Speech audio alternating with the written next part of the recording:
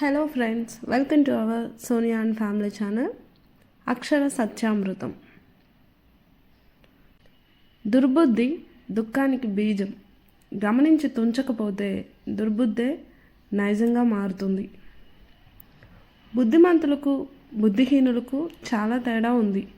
బుద్ధిమంతులైతే వరం, బుద్ధిహీనులైతే ప్రత్యక్ష నరకం ప్రతిరోజు. కలలు కను, అవి సాకారం కావాలంటే కష్టే ఫలి అని నమ్మాల్సిందే, నమ్మి తీరాల్సిందే. స్వర్గం నరకం మన మొహంలోనే ఉన్నాయి.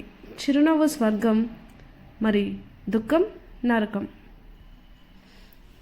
కళ్ళ ముందు కరెన్సీ కట్టలు కనబడితే కుళ్ళు కుట్రల ఆలోచనలు వస్తాయి.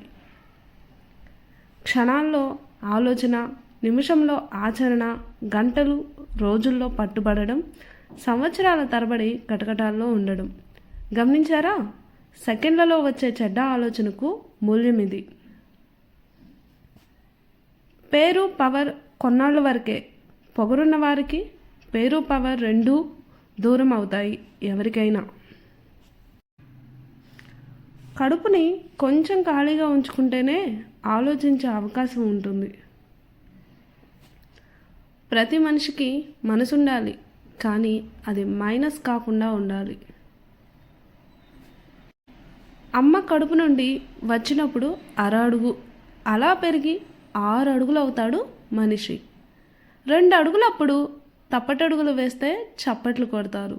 4 అడుగులప్పుడు తప్పటడుగులు వేస్తే చెంప పగల కొడతారు.